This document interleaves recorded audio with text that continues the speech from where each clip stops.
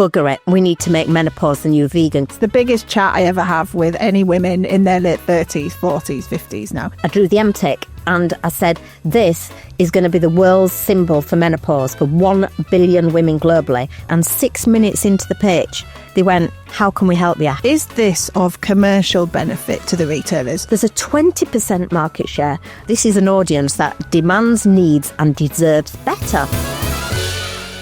Monzo Business is the proud partner of The Rest is Money. Now, did you know that over 600,000 businesses are already banking with Monzo Business? And mine is one of them. To celebrate us teaming up, we've got a special offer for you. New customers get Monzo Business Pro or Team for free for the first 6 months. Just head to monzo.com/therestismoney to claim it for your business. Now, maybe you run your own company and you're looking for a bank with the solutions to make your financial admin easier, like expense cards that help your team save loads of time as your business grows. Just go to monzo.com/therestismoney to learn more about the special offer and find out which of their plans is right for you. Offer is available to new Monzo Business customers only for either Pro or Team plan. Offer ends on the 31st of July 2025. After the offer period ends, Pro will be £9 a month and Team from £25 a month. Expense cards are only available with Team. Only sole traders or limited company directors in the UK can apply. T's and C's apply.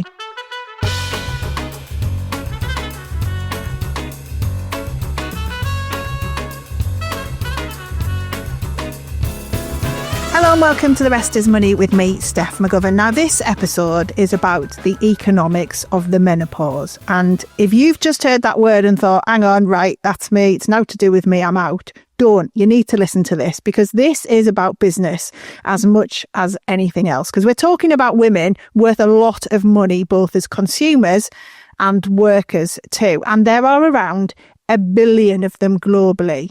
And yeah, people, companies are talking way more about the menopause than they have in the past, but they are still hugely underserved, essentially a ghost market. So Heather Jackson started a business called GenM, which is working with all the major retailers on branding to change things for menopausal women. And she's got some incredible statistics on what it's worth and why it all matters. So here's my interview with Heather Jackson.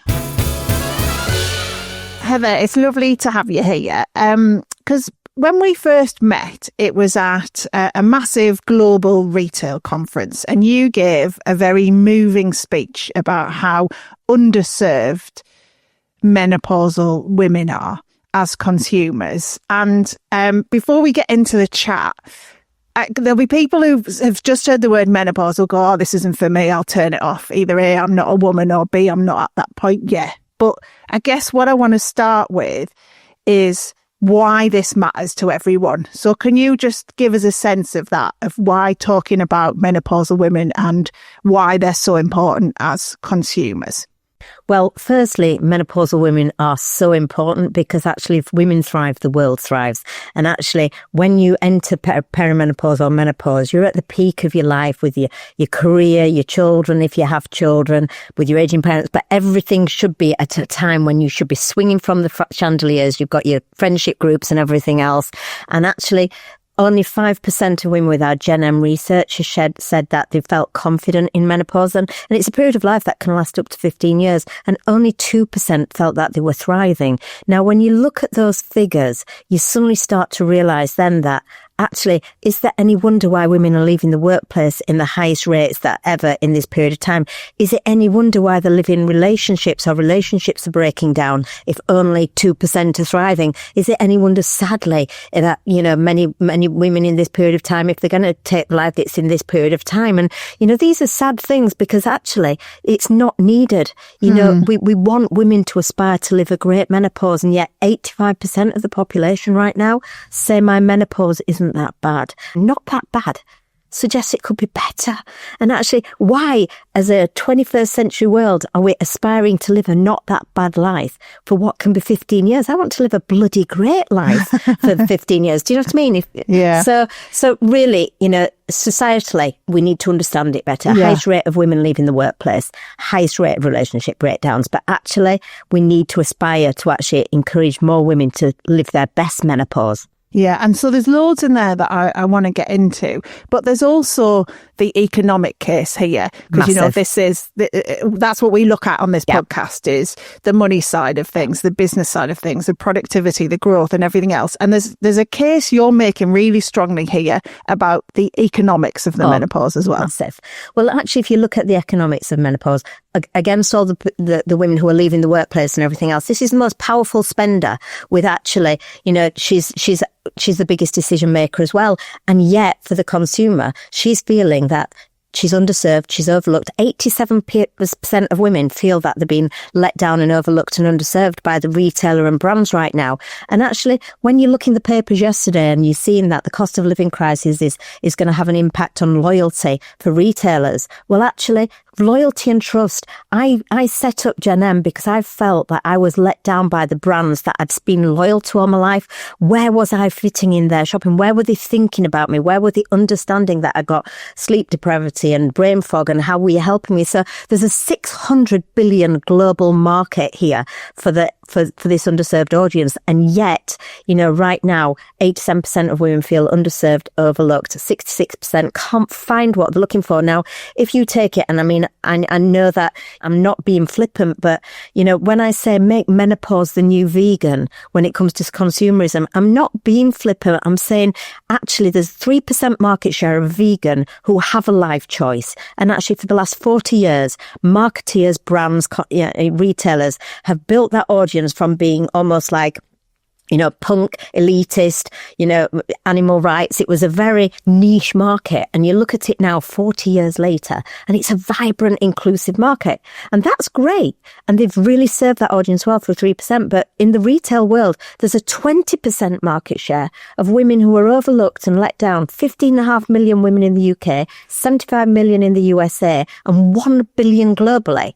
Where's our understanding? Where's our signposting? Where's our customer experience? So when I say make menopause the new vegan, I'm asking the retailer and the brand to treat us like they did the vegan, understand us, support us, give us what we're looking for, needing, demand, and deserve. So I guess the question then is, though, is this of commercial benefit to the retailers, or is this just nice to have? Because you're suggesting, they've got to look after us, menopausal women, blah, blah, but is there a commercial benefit? Because that's what they care about. We're on your podcast, and actually, at the end of the day, the world is made of money, and money makes the world go round. And I don't have a fear about talking about the money within menopause, because money's spent and delivered purposely will drive societal growth, but it'll also drive commercial growth as well. We've seen from actually igniting the biggest retailers like Tesco, like Boots, like Sainsbury's, to give designated space to menopause-friendly aisles, to actually give better signposting. It's already showing an uplift in sales. It's showing a drive in performance that we've never seen before,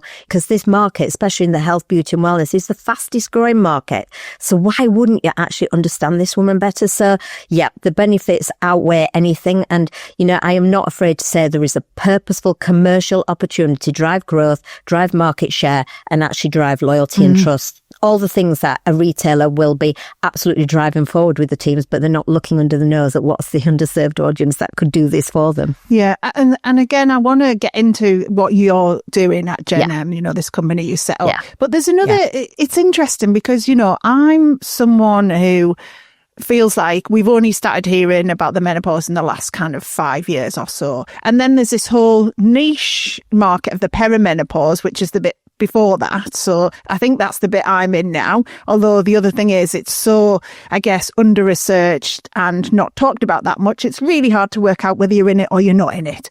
So tell me about this then, and let's get into the business side of things and what you guys are actually doing. So this business, GenM, came about because of your own experience, isn't it, of hitting perimenopause. And can you just explain what that is to people? I know that even the definition of that is near impossible to find. Let's be honest. perimenopause and menopause. I mean, you said, oh, I'm in the bit of perimenopause. Actually, I think that's the most important bit, because that's the bit we know little about. But actually, you don't say one day as a teenager, oh, I'm a teenager today. You go into puberty and you get spots and and you get monosyllabic and you slam your door and everything else, but you know where it's coming in. Try being a 45-year-old woman slamming a door and being monosyllabic. It doesn't work in society. But what we needed to do is perimenopause is the period up to menopause. Now, menopause is only one day in your life. It's the one day after 12 months of no periods. That's the day that you are actually in menopause. But menopause, with all it is like an adult, teenage, pubescent. Our hormones are changing all over the place. We're actually transitioning. And I want to just highlight to any men listening on this that menopause isn't a disease. It's a life transition. And actually, as a life transition, we actually have to just understand it better. It shouldn't be something to fear. It should be something to go, I'm entering this period of my life. How can I have the best lived time in this period of time? So GenM was set up very much because I couldn't find the products when I was perimenopausal that would help me have a better lived experience. I was on the deep, dark web 5 years ago looking for climate controlled bedding, looking for a foundation that wouldn't run down my face. Now, people say to me, with our MTIC, and we'll talk about that in a moment, but they'd say, well, how does a foundation help with the menopause? Well, it's actually back to those stats. 5% of women, only 5% of women feel confident in menopause. If you're going on a podcast, if you're going in a board meeting, if you're going sitting on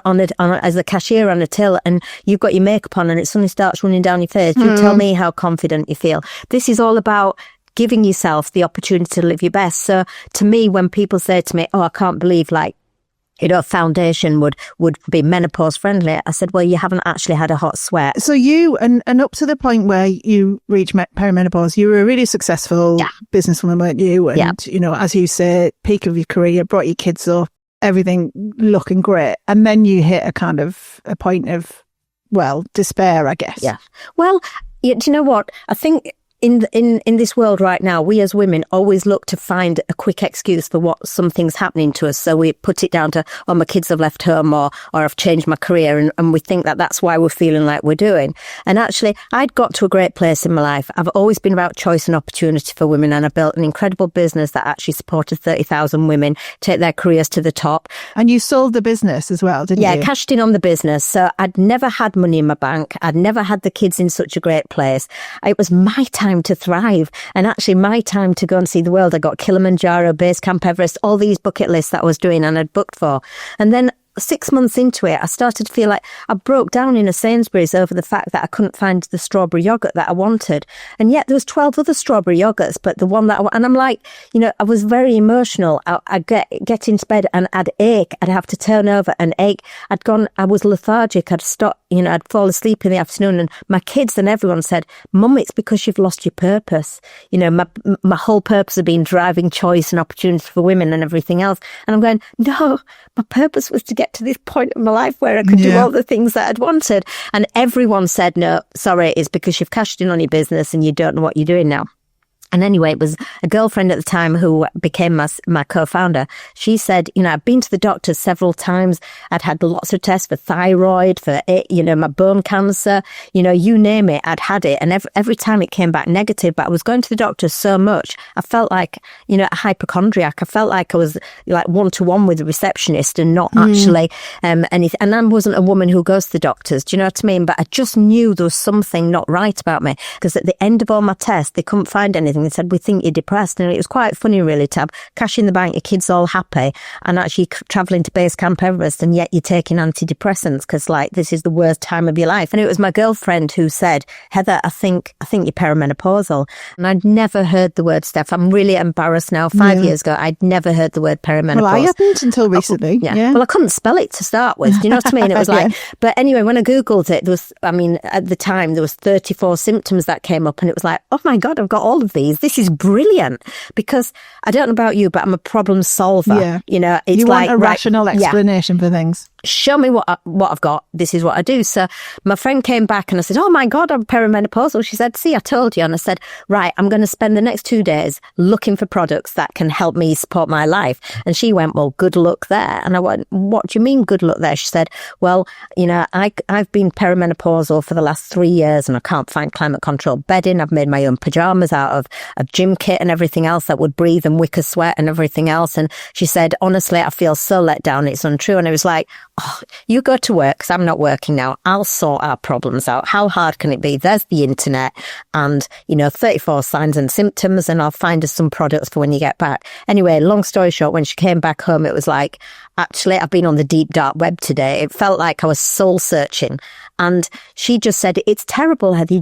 You've all the brands like your Marks and Spencers and everything else, but you thought that you've supported all your life. You bought their coffee table, but you got that free, it's been part of your life that all of a sudden they didn't see you. I said, right, well, let's commission a research report.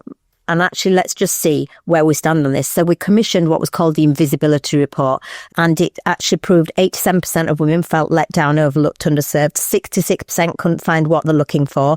I said, right, this research has come out. Consumers are definitely being lost here. And I said, right, let's build a one-stop store for menopause. It was just one of those flippant comments you do over a bottle of wine. We actually created, our working title was Moogle. We were going to be the Google of the menopause. Everything that wasn't. Moogle. Yeah. Everything that wasn't HRT, because again, it's not about HRT or not to HRT. It's about choice. Yeah. And just to point out, HRT is obviously hormone replacement therapy, which is what a lot of women take in order to control their symptoms. So we built this website. I worked on it and worked on it and worked on it. Spent 2 years working on it, and I don't even want to think about the money we spent on it. I then went out to the biggest retailers in the UK and said, we've got this great website and we want you to put menopause-friendly products on it that can help a woman through her menopause, through the 48, from climate-controlled bedding to foundations and everything else. And they went, what's menopause and what's it got to do with us? Now, on the 6th rejection, one, I realised we were too ahead of the game, because I went, what do you mean? What's it got to do with you? There's 15.5 million women in the UK who are in this period of time. 87% feel that you're letting them down. 66% can't find what they're looking for, and they really want a symbol that they can trust as well. They want something to give them the trust, the choice and the confidence and the education to have a better lived experience. And so on the 6th one, I realised no one was looking. We were like two sandwich, what's that? Felt like a picnic shop, sort of a sandwich or whatever. Picnic. So, yeah. And anyway, off the 6th one, I came back and I said, Sam, I don't know what we're seeing that no one else is, but actually I went then, bugger it, we need to make menopause the new vegan, because I got angry then. I wasn't angry at the beginning. I was a solution finder. It was like, wow, if we build this one sort of store, all the women can go through it and then into their different brands that they like. And we were only going to, affiliated costs. We weren't even looking at making a huge amount of money. It was just like, this will be the easiest thing. Anyway, long story short, I came out and went, right, we need to make menopause the new vegan. We need to get the consumer to realise this is an audience that demands, needs and deserves better. So there's the vegan V, and I'm going to draw something out now, and we're going to call it the M tick. And so it was an M with a tick on it, and that was our menopause friendly symbol. So and just to explain, so like the vegan V, you get on products that tell you it's vegan. So we created the M tick, but actually we just had a symbol. And actually Sam kept saying to me, we need to bring accreditation in here. We need to do this. What are you going to do with it, Heather? I said, I'm going to go to, I want to build a symbol that's built on trust, delivered on trust, created on trust. But actually we're just two perimenopausal women. What credibility have we got? So I said, I'm going to go to the UK's most trusted retailer. I'm going to go to Boots, and I'm going to show them this M tick, and actually we'll see what happens then. So I went to see Boots. And was it easy to get in to see Boots? Like when you've been talking to these retailers, what was it like getting through the door? Well, I mean, I have no experience in getting into retail. My previous business all had been in the financial institutions. But you know what? Polite persistence gets you anywhere. And actually, you treat the PAs well and everything else. I've just been a person who, if the door's shut, I'll find a way to have it open. So anyway, I got a meeting with Boots, and literally I drew the M tick. And I said, this is going to be the world's symbol for menopause for 1 billion women globally. But it needs to be a symbol of trust. It needs to be a symbol of respect. It needs to be a symbol of efficacy. And I said, I can't do any of that but you can. And actually, I want you to create it with me. And 6 minutes into the pitch, they went, how can we help you? How can we do this? Now, I've said often that Boots could have taken that symbol then and gone, bloody great idea. We'll do it for our stores. We'll do it for this. And that's it. We'll own it. But they didn't. They knew that I'd said that actually to change society and build a great category in retail, we've got to collaborate. We've all got to collaborate. So they worked with us, with their pharmacy team, their medical teams, everybody to actually build the accreditation so that it was a robust symbol that could work on supplements and technology as well. So like it went across all criteria. And explain to me then, because, you know, it's obvious with a vegan V that that's telling you there's no products, no ingredients in it that are going to have anything connected to animals. But with a menopause, what is it you're telling people? And we're telling them that actually these products that have got the M tick on have got credible, robust technology, research, development to actually do what it says on the label. Now, you might actually go, well, doesn't every product do what it says on the label? And as a naive woman 5 years ago, as a naive consumer, I thought, actually, when it says it's going to do it, it will do it. Well, unfortunately, it doesn't. Some products haven't got enough ingredients in. They'll have the right ingredients for sleep, but they won't have enough of it in to make any difference. So to build out a credible symbol for menopause, we needed it. If you're going to say this is for sleep, now there's 48 signs of menopause, from, you know, sleep deprivity right through to itchy skin, thinning hair. If you're going to say this product is for thinning hair, prove to me that it's for thinning hair. Prove to me what you've got in it is going to do what it says on the label. So what we did was we worked on the whole 48 signs. We built up a compliance team who work with us now, and actually they absolutely take the products that are wanting the MTIC and they put them through rigorous research, and the company have to prove it clinically, medically, all through the research, prove it that they can say what they do on the label. Now you might go, well, that's just common sense. No, in this consumer world, we haven't got time for products that aren't going to work. Oh, the money, yeah. Believe it or believe it not, building this credible trust symbol is now allowing the menopausal consumer to shop with confidence. So she might be going through 48 symptoms. She might only have 2 of them, but when she buys a product that has got the M-tick on it, she knows that it will work for what her problem is. So give us an indication of how it's going. Like, how many products is this on now? What's the plan to grow it? Okay. And, you know, what difference is it making? Because the pitch sounds amazing, but is it making any difference? Well, we tested it with Boots on in 1,000 stores on 150 products before we went out to any other businesses. And we've now got 120 brands, and we've now got 9 of the biggest retailers in the UK working with on designated space, better signage, and then better choice. We've got 120 brands with over nearly 2,000 SKUs now.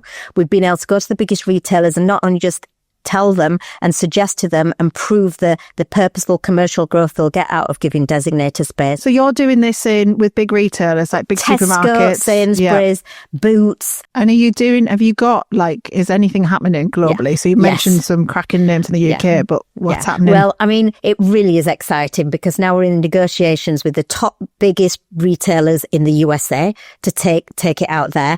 We've got the biggest retailer in Asia, 7,500 stores. We've just set up our country manager in Australia. And so within the next 18 months, we will have taken the biggest territories in the world with the biggest retailers in them to start this going into designated space. And it's important to point out, this isn't a social enterprise, is it? Absolutely not. This is money, this is business, this is commercial gain. Yeah. Well, that's the hardest thing I've found on this, because as a woman and a businesswoman, you know, money, as I said, makes the world go round. I've never had a problem accepting my value as a woman, negotiating my salary or negotiating my worth.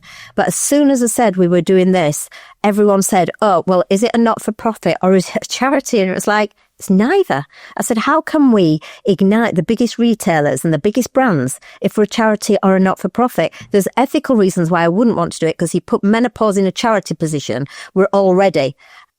People are feeling sorry for us. Yeah, and we're 50% of the population. Every woman will enter menopause. So, you know, I didn't have a problem with actually saying, if we can inspire the retailers to understand the commercial growth here, but actually then deliver it with purposefulness, we can actually change society. So yes, we're a commercial project and we're going to be an unbelievable successful business. But I didn't set out to have an incredible legacy-making, game-changing, category-creating business.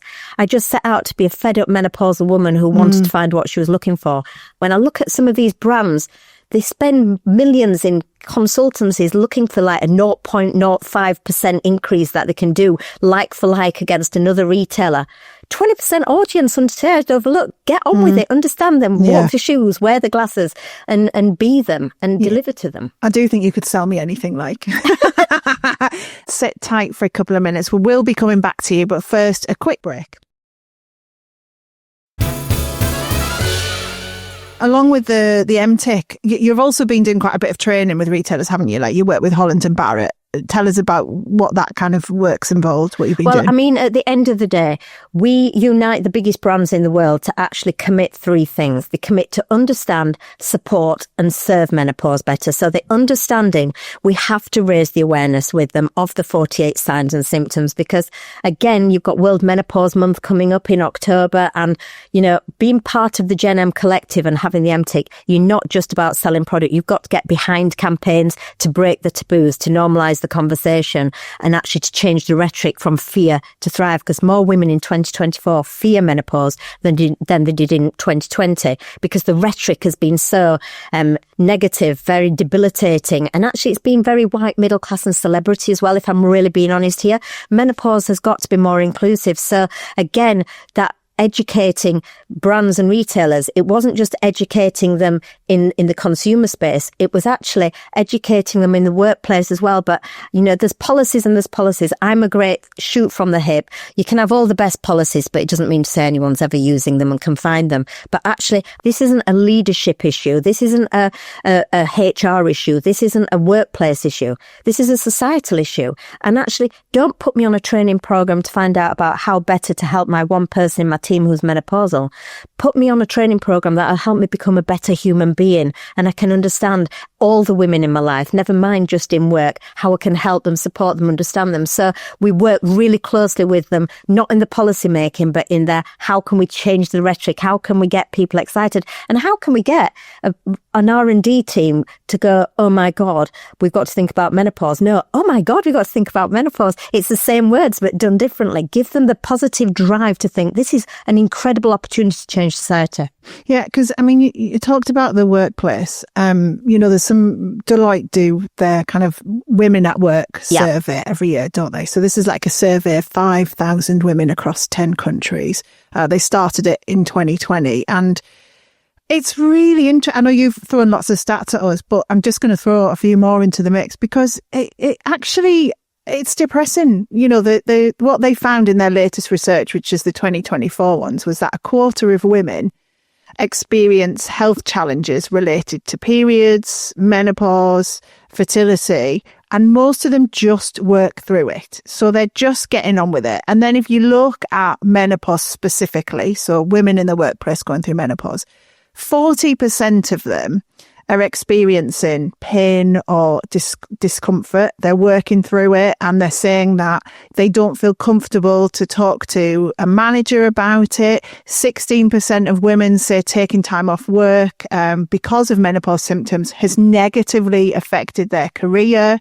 And if you look at these survey results over those last few years that they've done them, things have got worse. There's more awareness around it, but people aren't feeling better about it or having a better experience at work. And again, let's just bring this into play here. Menopause doesn't just impact you when you're at work. It lives with you for that 15 years, whether you're on holiday, whether you're at home. And so I absolutely do believe that the employer has a role to play in helping and understand, but it's not all down to them. It's actually, you know, if you can't talk to your employer, can you actually talk to your partner back at home? You know, more women, there was QVC did a report that showed women would rather talk to their teenagers about sex than the menopause. You know, and actually this is quite frightening. So again, what we need to do is actually change the rhetoric around it, make it not like it's like a disease, not like it that it's something we can't talk about. And we as women have to be able to do that as well. My mum never talked to me about menopause, but I want to be a role model. I don't want a 30-year-old going,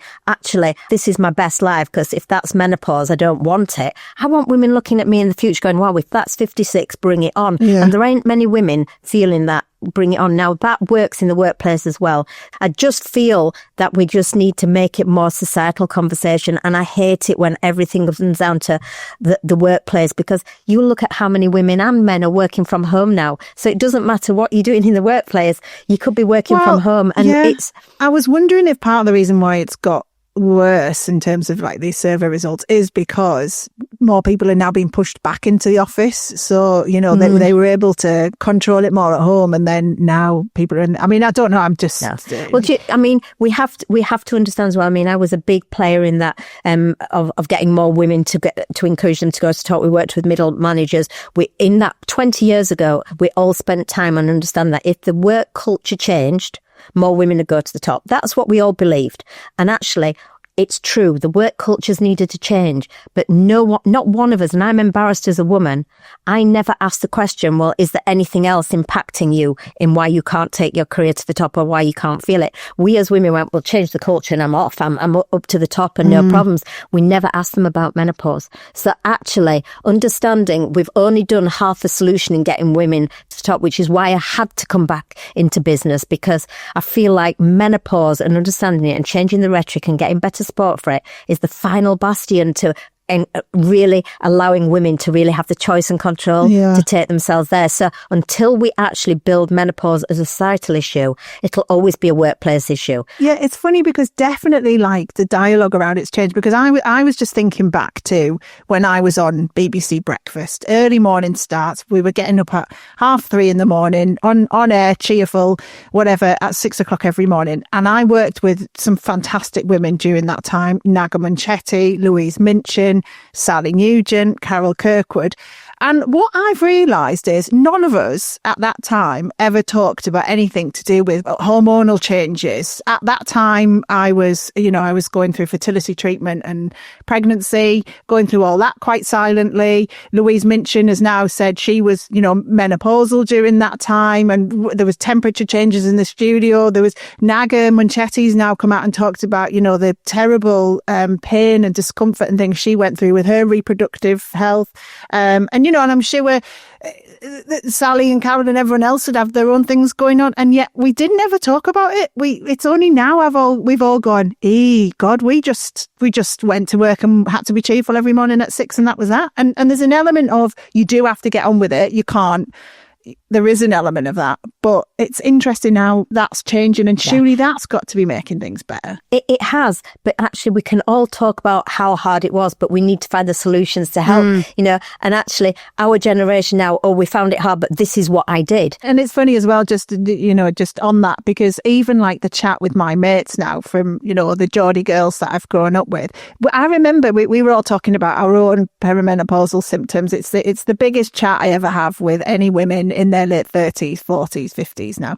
But we were all sat once drinking, having a bottle of wine going, does anybody know what their mum's menopause is like? Like, do any of us know? Like, we don't at all. Like, there's our formidable women in our lives, and none of us know anything about what it was like. I'll give you a giggle now, because like my mum, I'm building a global business which will actually, in another 15 years' time, people will look back and go, wow, they created a world category from nowhere and got it started.